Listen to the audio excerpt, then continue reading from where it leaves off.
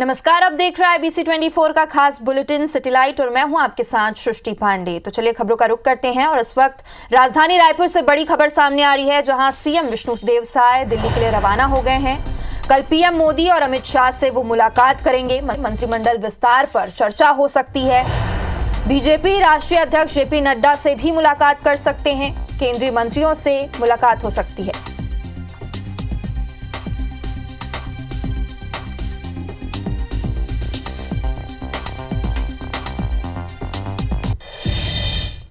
और वहीं इंदौर में बीजेपी नेता मोनू कल्याणी की हत्या मामले में पुलिस ने भोपाल से 2 आरोपियों को गिरफ्तार किया है। आरोपियों के पास से बाइक और हथियार भी जब्त किए गए हैं। पकड़े गए दोनों आरोपियों को पुलिस इंदौर लेकर आई है। माना जा रहा है कि मोनू कल्याणी के बढ़ते सियासी रसूख की वजह से हत्या की गई। फिलहाल पुलिस आरोपियों से पूछताछ कर रही है। कई स्थानों पर दबिश दी गई, पूछताछ की गई काफ़ी सारे लोगों से, और फिर हमको भोपाल में ISBT के बाहर जो हम लोगों ने अलग अलग पूछताछ की थी, तो ये जो जानकारी मिली थी उसके आधार पर उन दोनों को पकड़ लिया गया। वहाँ पर उनके पास से जो घटना में प्रयुक्त मोटरसाइकिल है वो बरामद हुई है। फिर तलाशी ली गई उनकी, उससे पिस्टल भी बरामद हुई है। उनसे विस्तृत पूछताछ की जाएगी। घटना में और कौन शामिल था या उनके पीछे कोई और योजना कैसे बनाई गई, इस बारे में हम पुलिस रिमांड लेंगे और पुलिस रिमांड लेकर के हम आगे की कार्रवाई करेंगे। और वहीं मध्य प्रदेश कांग्रेस एक नए अभियान की शुरुआत करने जा रही है। इस अभियान को कांग्रेस ने पर्चा चर्चा हर्जा नाम दिया है, जो 1 जुलाई से प्रदेश भर में शुरू हो जाएगा। क्या है कांग्रेस का पर्चा चर्चा हर्जा अभियान, देखिए इस रिपोर्ट में।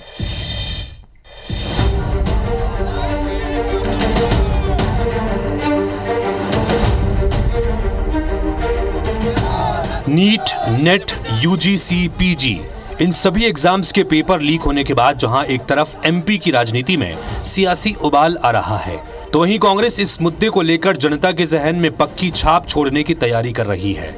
1 जुलाई से कांग्रेस प्रदेश में पर्चा चर्चा हर्जा अभियान का आगाज करने जा रही है। अभियान के लिए कांग्रेस के विचार विभाग ने खाका भी तैयार कर लिया है। परीक्षा फर्जीवाड़े को लेकर 1 जुलाई से अभियान शुरू होगा। कांग्रेस के इस अभियान का नाम पर्चा चर्चा हर्जा अभियान होगा। गांधी चौपाल के जरिए कांग्रेस जनता के बीच जाएगी। पर्चा जारी कर उस पर चर्चा की जाएगी और फिर कांग्रेस हर्जाने की मांग करेगी। कांग्रेस का विचार विभाग ये अभियान चलाएगा। MP कांग्रेस के विचार विभाग अध्यक्ष का कहना है कि परीक्षाओं के भ्रष्टाचार पर पर्चा प्रकाशित कर पहले पर्चे बांटे जाएंगे। इसके बाद गांधी चौपाल के जरिए पीड़ित विद्यार्थियों से चर्चा की जाएगी। जिन गरीब बच्चों का परीक्षा में परिवहन और आवास पर हजारों का नुकसान हुआ, उनके लिए हर्जाना दिए जाने की मांग की जाएगी। और ये परीक्षा लीक के कारण उनका जो हर्जाना हुआ है परिवहन में, होटलों में रुकने में, इस परिस्थितियों में हजारों रुपए से वो नीचे उतरे, तो उसका एक पब्लिक पिटीशन बनाकर सरकार से और NTA से हम हर्जाने की मांग करेंगे। इधर बीजेपी ने कांग्रेस की इस योजना पर जमकर निशाना साधा है। बीजेपी प्रवक्ता मिलन भार्गव ने कहा कि इस तरह के अभियान से पहले कांग्रेस को पार्टी के भीतर की स्थिति सुधारने पर ध्यान देना चाहिए। तो चर्चा और पर्चे तो इनके वैसे ही चल रहे हैं और हर्जाना जो कांग्रेस के कार्यकर्ता भर रहे हैं, 100 वर्ष पुराना दल का ये स्थिति हो गई है। आज वो विद्यार्थियों पर राजनीति कर रहे हैं। लोकसभा चुनाव में करारी हार के बाद कांग्रेस युवाओं बेरोजगारों के मुद्दे पर अभियान के माध्यम से सरकार को घेरने की तैयारी कर रही है। अब देखना होगा कि कांग्रेस क्या इस अभियान के जरिए अपने मकसद में कामयाब होती है। दुष्यंत पाराशर, IBC 24 भोपाल। तो वहीं कांग्रेस की हार की समीक्षा के लिए गठित मोइली समिति जल्द छत्तीसगढ़ आ सकती है। इस पर मंत्री केदार कश्यप ने कहा कि कांग्रेस का कोई नेता हार की जिम्मेदारी लेने को तैयार नहीं है। PCC चीफ दीपक बैच पर निशाना साधते हुए उन्होंने कहा कि दीपक बैच को तो खुद इस्तीफा दे देना चाहिए। उनके नेतृत्व में स्थानीय चुनाव भी कांग्रेस हारेगी। इस पर पूर्व मंत्री शिव डहरिया ने पलटवार करते हुए कहा कि हमारी पार्टी को क्या करना है क्या नहीं, केदार कश्यप नहीं बताएंगे। जल्द ही समीक्षा होगी, फिर पार्टी निर्णय लेगी। दीपक बैच जी को तो स्वमेव इस्तीफा देना चाहिए, यदि उनमें नैतिकता है। विधानसभा में करारी हार, लोकसभा में करारी हार, और यही स्थिति रही। दीपक बैच रहेंगे तो अभी आने वाले जो स्थानीय चुनाव होंगे उस पर भी करारी हार होगी। हैट्रिक बना करके जाएंगे। हमारी पार्टी में क्या करना है नहीं करना है उसकी सलाह उनको देने की ज़रूरत नहीं है। उनको अपनी पार्टी को संभाल कर रखना चाहिए। कई गुट हैं, वो भी तो चुनाव हारे थे। कमेटी गठन हो गया है और बहुत जल्दी कमेटी के जो हमारे इंचार्ज हैं आदरणीय वीरप्पा मोइली जी, आदरणीय चौधरी जी, वो आएंगे और समीक्षा होगी। वहीं बिलासपुर नगर निगम ने कांग्रेस परमिशन को लेकर लामबंद हो गई है। कांग्रेस ने इसके खिलाफ मोर्चा खोल लिया है। पार्षद दल के साथ बैठक कर रणनीति बनाई जा रही है। कांग्रेस का कहना है कि भाजपा सरकार सियासी फायदे के लिए वार्डों का परमिशन करना चाहती है, इसका खुलकर विरोध करेंगे। जिसके जवाब में भाजपा नेताओं का कहना है कि कांग्रेस केवल विरोध करना जानती है। निकाय चुनाव में भी अभी भी हार का डर दिखने लगा है। बीजेपी का कहना है कि परिसीमन से वार्डों को लाभ मिलेगा।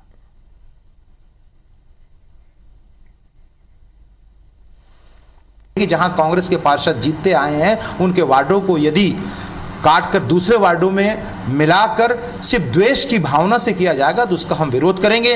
हम समर्थन करेंगे क्षेत्रफल की दृष्टि से, भौगोलिक दृष्टि। कांग्रेस जिस ढंग से आशंका की जता रही है उससे यही साबित होता है कि जिस तरह से उनका विधानसभा में सफाया हुआ है, लगता है मुझको कि नगरीय निकाय चुनाव में भी उनका सफाया होगा और इसी आशंका से वो इस तरह के अनर्गल आरोप लगा रही है।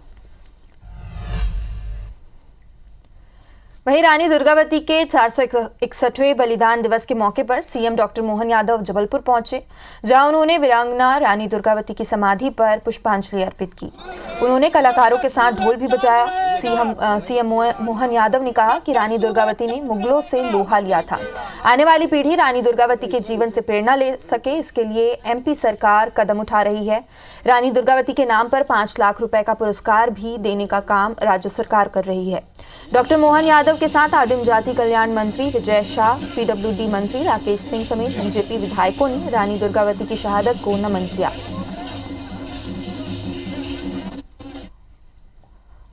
मध्य प्रदेश सरकार की ओर से हमने पहली कैबिनेट भी उनके नाम पर ही यहाँ की थी। मुझे इस बात की प्रसन्नता है कि हमारी अपनी गोंडवाना रानी दुर्गावती का वो अमिट काल सदैव इस इतिहास में सबको स्मरणीय रहेगा। उनके शासन के विविध पक्षों को जानने के लिए हमने हर साल पुरस्कार की घोषणा भी प्रति वर्ष 5 लाख का उनका पुरस्कार देंगे।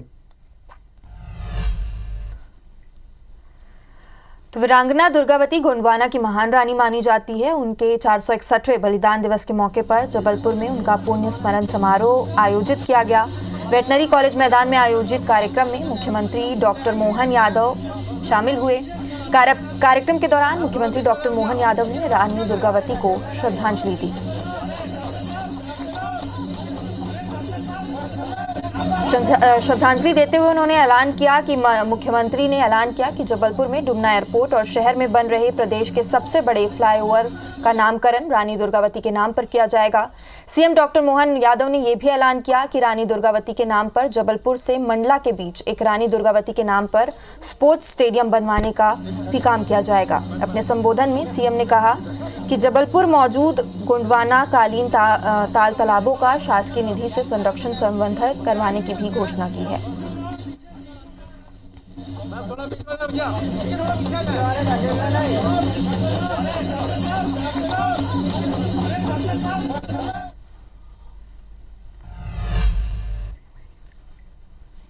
तो वीरांगना रानी दुर्गावती के बलिदान दिवस पर मुख्यमंत्री विष्णुदेव साय ने रायपुर के केनाल लिंक रोड स्थित रानी दुर्गावती की प्रतिमा पर माल्यार्पण किया। मुख्यमंत्री साय ने कहा कि जनजातीय समाज से आने वाली रानी दुर्गावती नारी शक्ति की प्रतीक थी और उन्होंने मुगलों का डटकर मुकाबला किया था। रानी दुर्गावती का बलिदान सभी देशवासियों को प्रेरित करता है। इस मौके पर कृषि मंत्री रामविचार नेताम और वन मंत्री केदार कश्यप भी मौजूद रहे। वीरांगना रानी आप लोग व्यवस्थित हो जाए। दुर्गावती जी का 460वां बलिदान दिवस है। रानी दुर्गावती जी नारी शक्ति की प्रतीक थी। उन्होंने मुगलों से डटकर लोहा लिया और हम लोगों के लिए गौरव का विषय है कि वो आदिवासी समाज से थी। और इधर पूर्व मंत्री शिव डहरिया के बयान पर बीजेपी ने पलटवार किया है। पूर्व मंत्री शिव डहरिया ने कहा था कि रायपुर दक्षिण में प्रत्याशी उतारने से पहले कांग्रेस बृजमोहन अग्रवाल से सलाह लेगी, जिसको लेकर डिप्टी सीएम अरुण साव ने पलटवार करते हुए कहा कि शिव कुमार डहरिया को आरंग और जांजगीर की जनता ने रास्ता दिखाया है। रायपुर दक्षिण का उपचुनाव बीजेपी पूरे ताकत से लड़ेगी। उन्होंने कांग्रेस पर निशाना साधते हुए कहा कि कांग्रेस में कोई नेता नहीं है, कांग्रेस समाप्ति की ओर अग्रसर है। वहीं उन्होंने कैबिनेट के सवाल पर कहा कि मुख्यमंत्री कैबिनेट पर फैसला लेंगे। साथ ही डिप्टी सीएम अरुण साव ने काला दिवस के आयोजन पर कहा कि बीजेपी 25 जून को आपातकाल की उस घटना को लोगों तक पहुंचाने के लिए काला दिवस मना रही है। भाजपा बताएगी कि जिस प्रकार लोकतंत्र के साथ, देश के प्रजातंत्र के साथ कांग्रेस के लोगों ने अन्याय किया था। जांजगीर की जनता ने उन्हें रास्ता दिखा दिया है और दक्षिण विधानसभा का चुनाव भारतीय जनता पार्टी पूरी मजबूती से लड़ेगी। आज कांग्रेस पार्टी की यही गति हो गई है। कांग्रेस तो समाप्ति की ओर बढ़ रही है। कांग्रेस में न नेता है, न नियत है, न नेतृत्व है। देखिए, कैबिनेट के बारे में जो कुछ भी निर्णय लेना है, ये माननीय मुख्यमंत्री जी का विशेषाधिकार है। वे उचित समय आने पर इस पर निर्णय करेंगे। काला दिवस आपातकाल के उस घटना को लोगों तक पहुंचाने के लिए कि किस प्रकार से लोकतंत्र के साथ, देश के प्रजातंत्र के साथ कांग्रेस पार्टी ने अन्याय किया। वहीं सुकमा में नक्सलियों के ठिकाने से नकली नोट छापने की मशीन मिलने पर मंत्री केदार कश्यप ने कहा कि बीजेपी के सरकार में नक्सलियों के हौसले पस्त हैं। नक्सली बुलेट छोड़ बैलेट अपनाएं, छत्तीसगढ़ जल्द नक्सल मुक्त होगी। वहीं डिप्टी सीएम अरुण साव ने कहा कि कांग्रेस सरकार में नक्सलवाद बढ़ा था। मंत्रियों के बयान पर पूर्व मंत्री शिव डहरिया ने पलटवार भी किया। डहरिया ने कहा कि डिप्टी सीएम अरुण साव की याददाश्त कमजोर है। 15 साल पहले बीजेपी सरकार में कई बड़ी नक्सली घटनाएं हुई थी। 2003 में हमारी सरकार बनी थी। लगातार इस दिशा में हमने काम किया और सरगुजा को पूरी तरह से नक्सल मुक्त करने में हमारी सरकार को सफलता मिली। जब से हमारी सरकार बनी है, केंद्र सरकार, राज्य सरकार मिलकर पूरी तरह से बस्तर को भी नक्सल मुक्त करने के लिए हमारे सुरक्षा के जवान पूरी मुस्तैदी से काम कर रहे हैं। हमने तो पहले ही कहा कि वो बुलेट छोड़ करके बैलेट को अपनाएं और आने वाले समय में हमारा छत्तीसगढ़ देश का नक्सल मुक्त और सर्वश्रेष्ठ राज्य के रूप में पहचाना जाए। अरुण साव जी की याददाश्त बहुत कमज़ोर है। 15 साल भारतीय जनता पार्टी की सरकार रही है। सबसे बड़ी घटनाएं बीजेपी सरकार के समय में हुआ है और भारतीय जनता पार्टी के सरकार के समय नक्सली घटनाएं बढ़ी थी। हमारी सरकार, भूपेश बघेल जी की सरकार आने के बाद नक्सली घटनाओं में कमी आई।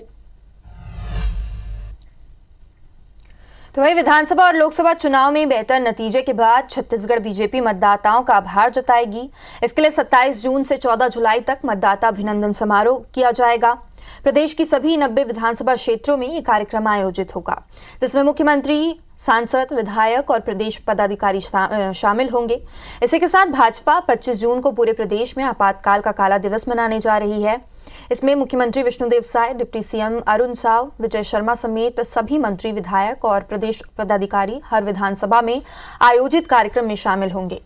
इस कार्यक्रम के जरिए बीजेपी कार्यकर्ता और लोकतंत्र सेनानी संघ के पदाधिकारी प्रदेश की जनता को आपातकाल की स्थिति से अवगत कराएंगे।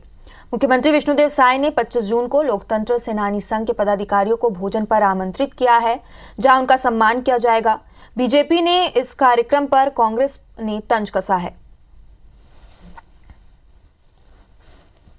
जिन मतदाताओं ने हमको आशीर्वाद दिया है, उन मतदाताओं का अभिनंदन करने का भी निर्णय लिया गया है और वो कार्यक्रम 27 जून से लेकर 14 जुलाई तक संपन्न होगा और ये कार्यक्रम प्रत्येक विधानसभा में होगा। छत्तीसगढ़ के 90 विधानसभा क्षेत्रों में ये कार्यक्रम होगा। जो कांग्रेस पार्टी जिस प्रकार से चुनाव में संविधान की बात करती थी, आरक्षण की बात करती थी, देश को कहीं न कहीं मोदी जी पर आरोप लगा करके देश को तोड़ने के काम कर रहे हैं, उनको याद दिलाने का काम इस आपातकाल के अवसर पर हम कर रहे हैं कि जो आपातकाल 21 महीने पर उन्होंने लगाया था। आपातकाल तो अभी लगा हुआ है। देख लीजिए कहाँ किसकी सुनवाई हो रही है। सबके घर में केंद्रीय एजेंसियों को लगा दिया गया है, लेकिन जो स्वतंत्र एजेंसियां हैं वो भारतीय जनता पार्टी के नेतृत्व में काम रही है। बालाघाट के लांजी सीट से पूर्व विधायक किशोर समरीते ने सुप्रीम कोर्ट के आदेश के बाद बालाघाट की विशेष न्यायालय में सरेंडर कर दिया है। निचली अदालत ने उन्हें एक मामले में 5 साल की सजा सुनाई थी। समरीते ने इसके खिलाफ हाई कोर्ट में अपील की थी, लेकिन अदालत ने उनकी सजा बरकरार रखी। इसके बाद उन्होंने सुप्रीम कोर्ट का दरवाजा भी खटखटाया। सुप्रीम कोर्ट ने समरीते को सरेंडर करने के लिए 4 सप्ताह का समय दिया था। ये पूरा मामला साल 2004 का है। पूर्व विधायक किशोर समरीते को बलवा, मारपीट और शासकीय कार्य में बाधा डालने का दोषी पाया गया है। ट्रायल कोर्ट ने उन्हें साल 2009 में 5 साल की कैद और 10,000 रुपए जुर्माना की सजा सुनाई थी, जिसके बाद वो जमानत पर थे।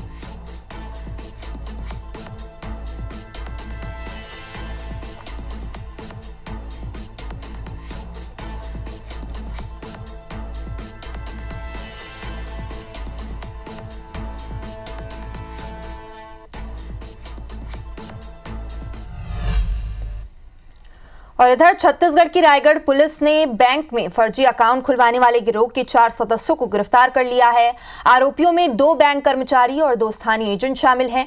आरोपी ग्रामीणों को सरकारी योजनाओं में लाभ दिलाने का झांसा देकर बैंक अकाउंट खुलवाते थे और इस अकाउंट में फर्जी ट्रांजैक्शन करते थे। खास बात यह है कि बैंक खाते में महादेव सट्टा ऐप और लोटस ऐप में भी कुछ ट्रांजैक्शन किए गए हैं। पुलिस ने लगभग 50 बैंक अकाउंट को होल्ड कराया है। जांच के दौरान पुलिस को इंडसइंड के बैंक के ऑपरेशन मैनेजर दिनेश यादव की भूमिका संदिग्ध नजर आई और दिनेश यादव के एजेंट अरुण रात्रे और सुनील साहू से जुड़े हुए मिले हैं, जो सट्टा कारोबारी से जुड़े हुए हैं। और पुलिस की जांच में ये बात भी सामने आई है कि दोनों एजेंट इंडसइंड बैंक के मैनेजर दिनेश यादव और कर्नाटक बैंक के सेल्स एसोसिएट दीपक गुप्ता को बैंक अकाउंट खोलने के बदले में 4 से 5,000 रुपए कमीशन देते थे। पुलिस ने जब चारों आरोपियों को गिरफ्तार किया तो सारे मामले का खुलासा हुआ। फिलहाल खाते में लाखों रुपए का ट्रांजैक्शन पाया गया है और पुलिस का कहना है कि बैंक डिटेल मिलने के बाद मामले में और आगे जांच में मदद मिल सकेगी। में 2 बैंक कर्मचारियों को भी हमारे द्वारा गिरफ्तार किया गया है, जिसमें एक इंडसइंड बैंक का डेप्यूटी मैनेजर है, दूसरा कर्नाटका बैंक का कर्मचारी है। ये दोनों भी खाता खुलवाने के स्कैम में शामिल थे। प्रत्येक अकाउंट खुलवाने पे ये बैंक कर्मचारी को अराउंड 4 से 5,000 रुपये आरोपियों के द्वारा दिए जाते थे। इधर इंदौर दाहोद रेल मार्ग की करीब 3 किलोमीटर सुरंग की खुदाई का काम रविवार शाम को पूरा हो गया। इस रेल मार्ग पर पिछले 3 साल से काम चल रहा था। ये सुरंग इंदौर के टीही गांव और धार जिले के पिथमपुर के बीच समुद्र तल से लगभग 550 मीटर ऊंचाई पर स्थित है और करीब 2,700 मीटर लंबे सुरंग में आखिरी धमाके करने वेस्टर्न रेलवे के जीके अशोक मिश्रा पहुंचे थे। अब तेजी से सुरंग की फिनिशिंग का काम खत्म कर पटरी बिछाने का काम शुरू होगा। इस प्रोजेक्ट के पूरा होने से धार जिले को रेल मार्ग से अब जोड़ा जा सकेगा। ये टनल बहुत इम्पोर्टेंट लिंक था इंदौर को दाहोद और मियाँ गाँव से जोड़ने का वया धार। नवंबर 22 में मैं पश्चिम रेलवे का मैंने महाप्रबंधक कार्य संभाला। उसके बाद प्रॉब्लम आई, नए कॉन्ट्रैक्ट अवार्ड किए गए और आज आने का मकसद था कि अब क्योंकि ये टनल शुरू हो रही थी, अब इसके बाद इंदौर से धार की कनेक्टिविटी बड़े आराम से हो जाएगी। तो इसमें अपनी टीम का उत्साह प्लस ये एक सिंबल था कि हम लोगों ने एक बड़ा हर्डल अचीव कर लिया है। और वहीं ग्वालियर के श्रीमंत माधवराव सिंधिया क्रिकेट स्टेडियम में MPL 2024 का फाइनल मैच हुआ। मैच भोपाल लेपर्ड और जबलपुर लॉयंस के बीच खेला गया। जबलपुर लॉयंस ने भोपाल लेपर्ड्स को 216 रन पर समेटकर खिताब जीत लिया। प्रतियोगिता को देखने के दौरान बड़ी संख्या में दर्शक पहुंचे थे। पूरा ग्राउंड फुल रहा। इस कारण कुछ दर्शक भड़क भी गए और उन्होंने स्टेडियम के बाहर पथराव भी कर दिया। भीड़ को नियंत्रित करने के लिए पुलिस ने हल्का बल प्रयोग किया है। ग्वालियर डिवीजन क्रिकेट एसोसिएशन के उपाध्यक्ष महाआर्यमन ने भारी संख्या में मैच देखने पहुंचे दर्शकों को धन्यवाद कहा है। आप लोगों ने MPL की सहायता दी, आप लोग बाहर आए, आप लोगों ने हमारे प्यारे युवा क्रिकेटर्स की सहायता दी, जोश दी। मैं आप सबको धन्यवाद कहना चाहूँगा। और अगली खबर इंदौर से है, जहां कमला नेहरू प्राणी संग्रहालय से खुशखबरी सामने आई है। गुजरात के जामनगर जूलॉजिकल पार्क से एनिमल एक्सचेंज प्रोग्राम के तहत लाए अफ्रीकन प्रजाति की मादा जेब्रा ने स्वस्थ बच्चे को जन्म दिया है। इंदौर जू में जेब्रा का यह पेयर इस साल जनवरी में आया था। जू की इस खूबसूरत तस्वीर का जायजा लिया हमारी संवाददाता निहारिका शर्मा ने। इंदौर जू में एक बार फिर से किलकारी गूंज उठी है। यहाँ पर एक बार फिर से एक नन्हे बच्चे ने जन्म लिया है और इस बार वो बच्चा जेब्रा का है। सीधी तस्वीरें हम आपको इंदौर जू की दिखा रहे हैं, जहाँ पर आप देख सकते हैं कि मादा जेब्रा जो है वो यहाँ पर आपको नजर आ रही है। तो हमारे साथ डॉक्टर उत्तम यादव मौजूद है, जो कि जू के प्रभारी। हम सर से ही बात करेंगे कि किस तरह से ये खुशी की लहर एक बार फिर से हमें जू में देखने को मिल रही है। सर, जनवरी में ही हम ये जोड़े को गुजरात से लेकर आए थे इंदौर, और अभी कुछ ही महीने बीते थे, 6 महीने के अंदर ही वो जो परिवार है वो बढ़ चुका है। क्या कहेंगे सर? निश्चित रूप से हमारे जू के लिए बहुत अच्छी खबर है ये कि एक एक्जोटिक किसी बड़ी ब्रीड में इस तरह का ब्रीडिंग हुआ है। और उससे अच्छी बात ये भी है कि जो हमारे पास जब हम लोग एक्सचेंज प्रोग्राम में जब इसको लेके आए थे, तो ये प्रेगनेंसी इसकी उसी दौरान चली रही थी, क्योंकि इनका जो गेस्टेशन पीरियड रहता है वो क्योंकि 11 से 12 महीने के बीच रहता है। और चूंकि अभी उसको लाए करीब 6 से 7 महीने हुए, और जिस समय इसको यहाँ लेके आए तो उसके नेक्स्ट मंथ से हमें पता तो चल गया था कि जिस तरह का उसका जो गेस्टेशन पीरियड और जिस तरह का उसका जो फिजिकल डेवलपमेंट चल रहा था। सर, अब आगे किस तरह से हम लोग बच्चे की रख रखाव करेंगे और माता का ध्यान रखेंगे, क्योंकि बच्चा अब जू में पहली बार जेब्रा का बच्चे को आप बड़ा करेंगे तो उसका ख्याल रखना भी हमारे लिए बेहद इम्पोर्टेंट और ख़ास रहेगा। हाँ, निश्चित रूप से हम लोग भी बिल्कुल अटेंटिव है और इसका पूरा ख्याल रखेंगे, पूरा ध्यान रखेंगे। और बर्थ के बाद जो मदर की केयर जो होनी थी वो भी देंगे, और जो बच्चे को जो केयर होनी चाहिए वो भी देंगे। चूँकि बच्चे की कदर तो निश्चित रूप से मदर ही करेगी, तो ज़्यादा ध्यान मदर की रखने की ज़्यादा ज़रूरत है। बिल्कुल। तो इंदौर जू में एक बार फिर से खुशी की लहर छाई हुई है। यहाँ पर एक मादा जेब्रा जो है, उन्होंने एक छोटे से नन्हे से जेब्रा को जन्म दिया है। कैमरामैन संतोष जटवन के साथ निहारिका शर्मा, IBC 24 इंदौर। चलिए, तो इसी के साथ इस बुलेटिन में इतना ही। देश प्रदेश की तमाम बड़ी और अहम खबरों से जुड़े रहने के लिए देखते रहिए IBC 24। नमस्कार।